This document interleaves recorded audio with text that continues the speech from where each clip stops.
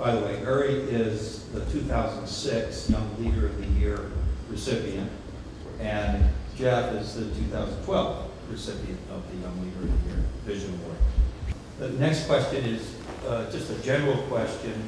For the young professionals looking to get into the commercial real estate business, what advice would you give them? And we'll start with Jeff and then move back to Uri. I think it's a twofold question. One is, I was an accountant and I was a CPA, and I tried to get into the real estate business, and I think if you went to the Vision Awards, you might have heard, you probably don't remember, but you might have heard me say, I didn't know what that really was, but it sounded better than what I was doing. But I had no success in getting into the real estate industry at all. I mean, anybody that was a real estate company wanted me to be an accountant, and that's all really people cared about. So to get into the industry, if you're not trained in real estate, I had to go the graduate school route. Others maybe have an opportunity, may know somebody to get their foot in the door. So I went to grad school. I'm not saying that's necessarily the right thing, but it did work for me. Within the industry, for young people starting out, if I were to suggest somebody who's starting out in the industry, I would tell them, don't jump into development. I would tell them to get into something like lending, or something where you have an opportunity to see a lot of deals, a lot of projects, meet a lot of people. The development process, I've worked on a handful or more of projects in 8 years, but like I said, one of them has been 8 years. And so, a lender gets to understand more markets, different product types. I think it gives, and there's others out there other than lending, it's just the first that comes to mind, that I might suggest people do, and then try to transition into maybe what they really want to do later on. But the opportunity exposure to both quantity of deals, different markets, different product types, and people, I think is important. That's great. Thanks. Uri? Yeah, if you want to be in real estate development or commercial real estate or any specific field, and you're just starting out, I think one of the best things you can do is take advantage of the alumni associations from whatever university you graduated from. I went to Michigan, which happens to have a huge alumni base, but almost every school has an online directory, and you can usually search for people who work in a specific industry. And believe it or not, people don't take advantage of those types of resources. I can't tell you that probably maybe twice a year somebody from the University of Michigan contacts me using the alumni database and asks me if I'll meet them for coffee to give them some advice about looking for work, maybe twice a year. And there's more people than that living in South Florida who are looking for work in real estate development who went from Michigan. And it's fairly easy to get access. Usually as your alumni, the university will give you some access online, and you write people a quick email, and you'll be very surprised who will meet with you.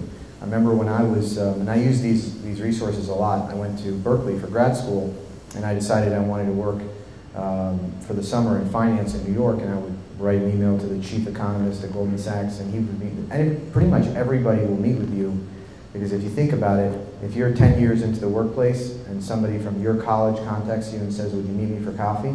You remember what it was like, you want to be nostalgic, you want to go back to that time, and you'll just meet with them for 15 minutes, give them advice, and then you'll have an opportunity to learn more about the firm. And I would do something very targeted. I would pick the 5 firms I want to work for, and I would find alumni at those 5 firms or 10 firms. Be really targeted. And alumni, that's just one type of network that you can use. The ULI is great. The Urban Land Institute, even if you're a student member, you get a hold of one of those books that has a directory and just start blasting out emails. Would you mind meeting with me for 10, 15 minutes? People will meet with you because they remember what it was like when they were looking for work, and they want to help people, and be surprised how senior the people are, and they still will make time to meet with you.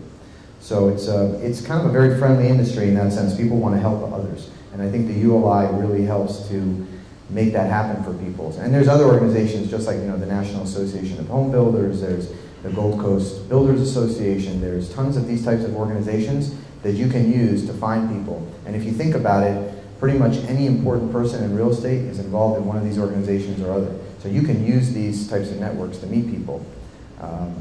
The last thing I would say is just you know, you need to think about the networks that you currently have and the ones that you can create, like the associations. But you currently already know people who know people. I mean, whether you're a member of a church or a synagogue, or you basically, your parents are teachers, or what, everybody knows somebody, and you can use those networks, leverage them to meet people.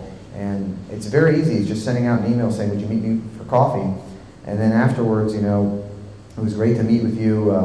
I'm going to be sending my resume to your company. You know, use this great sentence, which I always use, which is, if you think it's appropriate, comma, I'd very much appreciate if you would let HR know that you met me for 15 minutes. Because if HR finds out that somebody senior at the company met you, they're not going to ignore your resume. They're going to probably meet with you. And the more people you meet with before you send your resume, the better. So that's kind of what I would, if people are really looking to get into something, some people, it's not as hard as you think if you start doing the right things.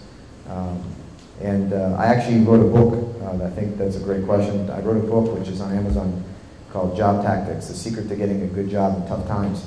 And everything I've said today, and plus a lot more, is in there. But I was really lucky in that I was, when I was finished grad school, I was one of the only people to get 10 job offers, and this is back in 2002. The economy was really bad, and I used kind of all these tactics to put together the book. So, great. Yep. Why am I not surprised, though, right, that he wrote a book?